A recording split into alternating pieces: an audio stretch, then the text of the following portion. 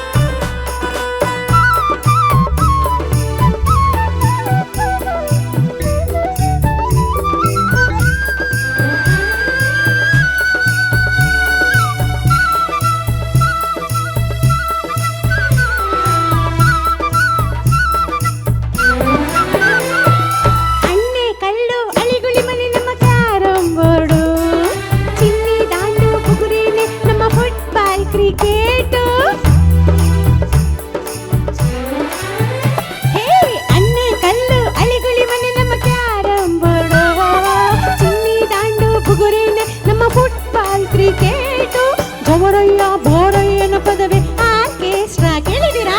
ಜವರಯ್ಯ ಬೋರಯ್ಯನ ಪದವಿ ಆರ್ಕೆಸ್ಟ್ರಾ ಆ ಜೋಗಿರಯ್ಯನ್ ತಂಬೂರಿನೇ latest ಹಳ್ಳಿಗೋಗುವ ಹಳ್ಳಿಗೋಗುವ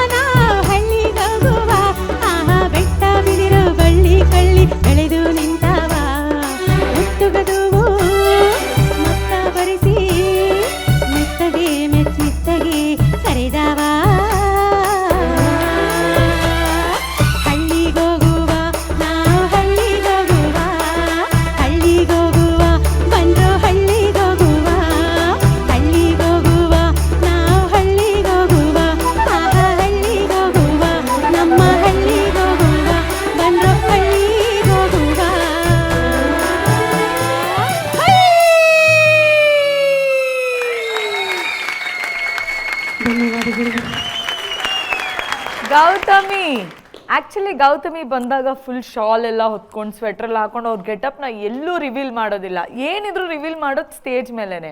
but ಪ್ರತಿ ಸಂಚಿಕೆಯಲ್ಲೂ ನಿಮ್ಮ ಎಫರ್ಟ್ಸ್ಗೆ ಹ್ಯಾಟ್ಸ್ ಆಫ್. ಒಂದ್ಸರಿ ಹುಂಜ ಕರ್ಕೊಂಡು ಬರ್ತಾರೆ, ಒಂದ್ಸತಿ ಹಳ್ಳಿ ಗೆಟಪಲ್ಲಿ ಬರ್ತಾರೆ. ಫಾರ್ ಸಮ್ ರೀಸನ್ ಇವತ್ತು ನನಗೆ ಇವ್ರು ಸರಿತಾ ಮೇಡಮ್ನ ನೆನಪು ಮಾಡ್ತಾ ಇದ್ದಾರೆ. ನನ್ಗೆ ಬ್ರಹ್ಮಗಂಟು ಮೂವಿ ಎಲ್ಲ ನೆನಪಾಗ್ತಾ ಇತ್ತು ನನಗೆ ಇವ್ರು ನೋಡಿದ ತಕ್ಷಣ. ಜಡೆ ಚೆನ್ನಾಗಿದೆ, ಸ್ವಲ್ಪ ಹಿಂಗಾಗಿದ್ರೆ ಸರಿತಾ ಅವರೇ ಅಷ್ಟೇ. Okay, Archana ma'am. Exactly, you stole my words. ನಾನು ಇಲ್ಲಿ ಬರೆದು ಕೂಡ ಇಟ್ಕೊಂಡೆ, ಇವತ್ತು ಬ್ರಹ್ಮಗಂಟು ಚಿತ್ರದ ಸರಿತಾ ಥರ ಕಾಣಿಸ್ತಾ ಇದ್ದಾರೆ ಅಂತ. ಯಾವಾಗಲೂ ನಂಗೆ ಇವ್ರು ಉಮಾಶ್ರೀ ಅವ್ರ ನೆನಪು ತರಿಸ್ತಾ ಇದ್ರು ಪ್ರತಿ ಸಲನೂ. ಇವತ್ತು ಸರಿತಾ ಅವ್ರು ಆಗ್ಬಿಟ್ಟಿದ್ದಾರೆ.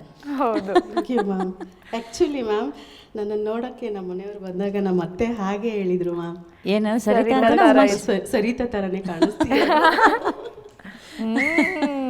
ಆಮೇಲೆ ಬ್ರಹ್ಮಗಂಟು ಬಿತ್ತು. ಇವತ್ತು ಏನು ಸಣ್ಣ ಮಗು ಆಗಿದ್ದೀರಾ ನೀವು? ಎಲ್ಲರನ್ನೂ ಹಳ್ಳಿಗೆ ಹೋಗೋಣ ಅಂದ್ಕೊಂಡು.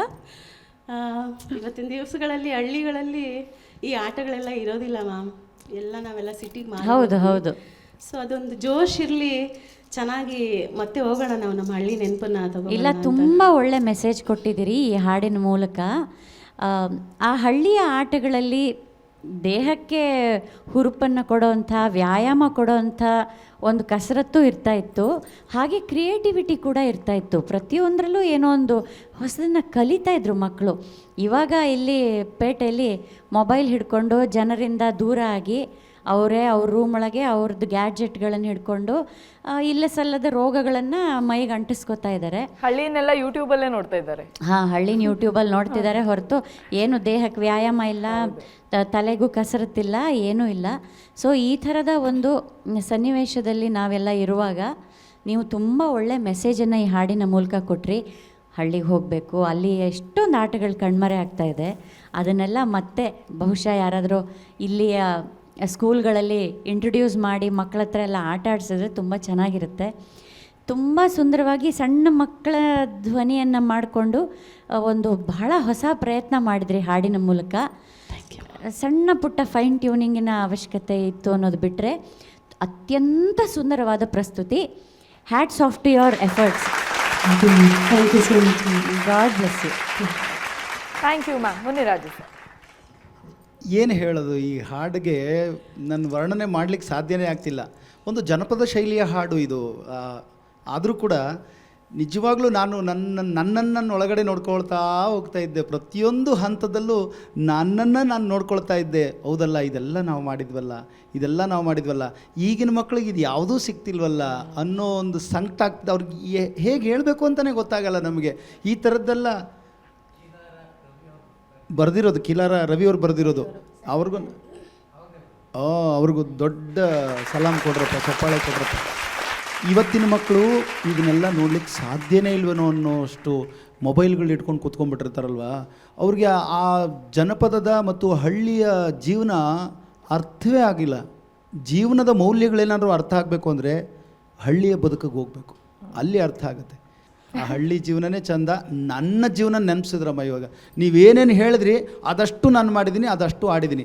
ಎಮ್ಮೆ ಬಾಲ ಹಿಡ್ಕೊಂಡು ಅರ್ಕಾವತಿ ನದಿನಲ್ಲಿ ಈಜಾಡ್ಕೊಂಡು, ಸೋರೆ ಬೋಡೆ ಕಟ್ಕೊಂಡು ಈಜಾಡ್ಕೊಂಡು ಅದನ್ನೆಲ್ಲ ಕಲ್ತ್ಕೊಂಡಿದ್ದೀನಿ. ತುಂಬ ಒಳ್ಳೆ ಹಾಡಿದ್ರಿ. ನನಗೆ ನನ್ನ ಜೀವನ ನೆನಪಿಸಿದ್ರಿ, ಬಾಲ್ಯ ನೆನಪಿಸಿದ್ರಿ. ಮತ್ತೆ ನಾನು ಅಲ್ಲಿಗೆ ಹೋದೆ 10-12 ವರ್ಷದಿಂದಕ್ಕೆ. ಒಳ್ಳೇದಾಗಲಿ.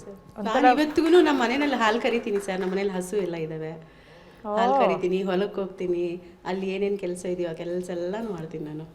ಇದನ್ನೆಲ್ಲ ಎಕ್ಸ್ಪೀರಿಯನ್ಸ್ ಮಾಡ್ತಿರೋ ಇವರೇ ಪುಣ್ಯವಂತರು ಹಾಗೆ ಹೇಳಬೇಕು ಅಂದರೆ. ಸಿಟಿ ಲೈಫಲ್ಲಿ ನಾವು ಎಕ್ಸ್ಪೀರಿಯನ್ಸ್ ಮಾಡೋದು ಅದೇ ಜಾಮ್, ಟ್ರಾಫಿಕ್ಕು, ಅದೇ ಧೂಳು, ನಿಜವಾಗ್ಲೂ ಪೊಲ್ಯೂಷನ್ನೇ ಇಲ್ಲಿ ಡಸ್ಟೇ. Okay, Vemgal sir. ಗೋವಿಂದಮ್ಮ ಅವರೇ, ಸರ್ ನೀವು ಹೇಳಿದ ಅಷ್ಟು ಸತ್ಯ. ಈ ಕಾಲದಲ್ಲಿ ಮಕ್ಕಳಿಗೆ ಈಗ ಹೊಸ ಸ್ಕೂಲ್ಗಳಲ್ಲಿ ಹಳ್ಳಿಗೆ ಅಂತಲೇ ಟೂರ್ಗಳಾಕಿ ಕರ್ಕೊಂಡೋಗ್ತಾರೆ. ಶುಕ್ರವಾರ ಶನಿವಾರ ಬಂದರೆ ನಮ್ಮ ಮನೆ ಹತ್ರ ಒಂದು 5-6 ಬಸ್ ನಿಂತಿರುತ್ತೆ. ಒಂದು 3-4 ಸ್ಕೂಲ್ ಇದೆ. ಎಲ್ಲಿ ಅಂದರೆ ಹಳ್ಳಿ ಕಡೆ ಹೋಗ್ತಾ ಇದ್ದೀವಿ ಅಂತ. ಅಂದರೆ ಹಾಲು ಎಲ್ಲಿಂದ ಬರುತ್ತೆ ಅಂದರೆ ಡೈರಿಯಲ್ಲಿ ಸಿಗುತ್ತೆ ಅಂತ ಹೇಳೋ ಕಾಲ ಬಂದಿದ್ದೀವಿ. ಹಸುವಿಂದ ಎಮ್ಮೆಯಿಂದ ಹಾಲು ಬರ್ತದೆ ಅಂತಲೂ ಗೊತ್ತಿಲ್ಲ. ಈಗ ಜನಪದ ಲೋಕದಲ್ಲಿ ನೋಡಿ ಬುಡಕಟ್ಟು ಜನಾಂಗದ ಒಂದು ಊರೇ ಸೃಷ್ಟಿ ಮಾಡಿದ್ದಾರೆ. ಯಾಕೆ ಗೊತ್ತಾ? ಅದು ಹೇಗಿದ್ರು ಅಂತ ನಾವು ನೋಡಿಲ್ಲ, ನಮ್ಮ ಮಕ್ಕಳು ನೋಡೋಕ್ಕೆ ಸಾಧ್ಯವೇ ಇಲ್ಲ. ಇನ್ನು ಮುಂದೆ ಹಳ್ಳಿನೂ ಸಹ ಅದನ್ನು ಒಂದು ಬೆಂಗಳೂರಲ್ಲಿ ಒಂದು ಎಕ್ಸಿಬಿಷನ್ ಥರ ಮಾಡಿ ಹಳ್ಳಿ ಅಂದರೆ ಹೀಗೆ ಅದೆಲ್ಲ ಬಂದಿದೆ ನೋಡಿ.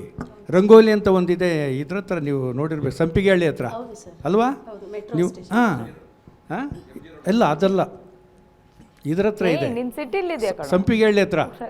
ಟಿಕೆಟ್ ಕೊಟ್ಟು ನೋಡಬೇಕು ನೀವು. ಆಡಿಟೋರಿಯಂ ನೋಡಿದ್ದೀವಿ ಸರ್. ಇಲ್ಲಮ್ಮ, ಅದೊಂದು 10 ಎಕರೆ ಇದೆ, ನೆಹರು ಒಂದು ಮ್ಯೂಸಿಯಂ ಇದೆ ಅಲ್ಲಿ. ಅದು ಜನಪದ ಲೋಕ ಬಿಟ್ಟರೆ ಬೆಂಗಳೂರಿನಲ್ಲಿ ಇರ್ತಕ್ಕಂಥದ್ದು. ಅದು ನೀವು ಯೂಟ್ಯೂಬಲ್ಲಿ ನೋಡಿ, ತುಂಬ ದೊಡ್ಡದು. ಅದು ಸೆಂಟ್ರಲ್ ಗೌರ್ಮೆಂಟ್ದು, ಸ್ಟೇಟ್ ಗೌರ್ಮೆಂಟ್ದಲ್ಲ.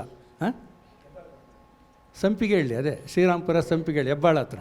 ಹಾಂ, ಒಂದು ಸಾರಿ ನೋಡಿ. ಅದು ಅಲ್ಲಿ ನಿಜವಾಗೂ ಮಕ್ಕಳನ್ನೆಲ್ಲ ಕರ್ಕೊಂಡೋಗಿ ನೋಡಿದ್ರೆ ಅಟ್ಲೀಸ್ಟ್ ಆವಾಗಾದರೂ ಅವ್ರಿಗೆ ಗೊತ್ತಾಗುತ್ತೆ, ಓ ಹಳ್ಳಿ ಅಂದರೆ ಹಿಂಗಿರುತ್ತೆ, ಹಸು ಅಂದರೆ ಹೀಗಿರುತ್ತೆ, ಕರು ಅಂದರೆ ಹೀಗಿರುತ್ತೆ ಅಂಥೇಳಿ. ಹಾಗಾಗಿ ಒಳ್ಳೆ ಪ್ರಸ್ತುತಿ ಕೊಟ್ರಿ, ಹಾಡಲ್ಲಿ ಒಳ್ಳೆ ಮೆಸೇಜು. ಮತ್ತು ಈಗ ಅದೊಂದು ಟೂರ್ ಫ್ಯಾನ್ಸಿ ಆಗಿದೆ, ಹಳ್ಳಿಗಳು ನೋಡೋದೊಂದು ಫ್ಯಾನ್ಸಿ ಆಗಿದೆ ಸಿಟಿ ಜನಕ್ಕೆ. ಹೌದು. ಹಾಗಾಗಿ ಇದು ಒಂದು ಒಳ್ಳೆ ಮೆಸೇಜ್ ಕೂಡ ಕೊಟ್ಟಿದ್ರಿ ಜನಕ್ಕೆ. ಸಾಫ್ಟ್ವೇರ್ನವರು ಅಟ್ಲೀಸ್ಟ್ ಇದು ನಿಮ್ಮ ಹಾಡು ಮುಖಾಂತರ ಅವರು ಹಳ್ಳಿಗಳಿಗೆ ವಿಸಿಟ್ ಕೊಟ್ಟು ಹಳ್ಳಿ ಜೀವನ ಹೆಂಗಿರುತ್ತೆ, ತರಕಾರಿಗಳು ಹೆಂಗಿರುತ್ತೆ ಅಲ್ವೇ, ಹಸು ಹೆಂಗಿರುತ್ತೆ, ಮೇಕೆ ಹೆಂಗಿರುತ್ತೆ, ಇದನ್ನಾದರೂ ನೋಡಲಿ ಅಂಥೇಳಿ ನಾನು ನಿಮಗೆ ಒಳ್ಳೆ ಶುಭಾಶಯ ಹೇಳ್ತೀನಿ. ಒಳ್ಳೆ ಹಾಡು ಕೊಟ್ಟಿದ್ದೀನಿ. ಹಾವೇರಿಯಲ್ಲಿ ಕೂಡ ಜನಪದ ಲೋಕ ಇದೆ ಅಂತ. ಇಲ್ಲಮ್ಮ, ಅಲ್ಲಿ ಗೊಟ್ಟಿಗೇರಿ ಹತ್ರ ಅಲ್ಲೊಂದು ಗಾರ್ಡನ್. ಅವರೇನೆ ಅವ್ರು ಮಾಡಿರ್ತಕ್ಕಂಥ ಕಲಾವಿದರೆ ಈ ಜನಪದ ಲೋಕ ರಾಮನಗರ ಹತ್ರ ಮಾಡಿರ್ತಕ್ಕಂಥದ್ದು ಇಡೀ ಪೂರ್ತಿಯ ಗೊಂಬೆಗಳು. ನೀವು ಆ್ಯಕ್ಚುಲಿ ನಾನು ಈ ಮೂಲಕ ಜನಪದ ಲೋಕ ಅದು ಗೌರ್ಮೆಂಟ್ದು, ಸರ್ಕಾರದ್ದು, ಅದೇನು ಯಾರ್ದು ಸ್ವಂತ ಅಲ್ಲ. ಒಂದು ಸಾರಿ ಭೇಟಿ ಕೊಟ್ಟರೆ ನೋಡಿದವರಲ್ಲಿ ನೋಡಿಬಿಟ್ರೆ ನಿಮ್ಗೆ ಎಲ್ಲ ಇದು ಸಿಗುತ್ತೆ. 15 ಎಕರೆನಲ್ಲಿ ಇರ್ತಕ್ಕಂಥ ಒಂದು ಒಳ್ಳೆ ವಾತಾವರಣ ಅದು. ನೋಡಿದ್ರೆ ನಿಮಗೆ ಆವಾಗ ಗೊತ್ತಾಗುತ್ತೆ ಹೇಗಿದೆ ಹಳ್ಳಿ, ಎಲ್ಲವೂ ನೀವು ಕಣ್ಣು ಕಟ್ಟದಂಗೆ ಇದೆ. ಅದು ನೋಡಬೇಕು ಅಂತ ನಾನು ಈ ಮೂಲಕ ಹೇಳ್ತೇನೆ. ರಾಚೇನಹಳ್ಳಿ ಹತ್ರ ರಂಗೋಲಿ ಗಾರ್ಡನ್ಸ್ ಅಂತ ಬಂದು, ಅದೇ ನಾನು ಹೇಳಿದ್ದು, ರಾಚೇನಹಳ್ಳಿ ಶ್ರೀರಾಮ್ಪುರ ಅಂತಲೇ ಹೇಳಿದ್ದು. ರಾಚೇನಹಳ್ಳಿನೇ ಹೆಬ್ಬಾಳ, ಅದೇ ಮುನ್ರಾಜ್ ಹೇಳಿದ್ರಲ್ಲ, ಅದೇ ರಂಗೋಲಿ ಗಾರ್ಡನ್ಸ್ ಅಂತೇಳಿ ಸೆಂಟ್ರಲ್ ಗೌರ್ಮೆಂಟ್. ನಮ್ಮನ್ನೆಲ್ಲ ಒಂದು ಟ್ರಿಪ್ ಕರ್ಕೊಂಡು ಹೋಗಿ ಚಂದನ ವಾಹಿನಿ ಅಲ್ವಾ? ಓಕೆ, ಧನ್ಯವಾದಗಳಮ್ಮ ನಿಮಗೆ. Thank you sir. ಓಕೆ, ಗೋ ತವಿ. ಗುಡ್ ಲಕ್ ನಿಮಗೆ ಮುಂದಿನ ಎಪಿಸೋಡ್.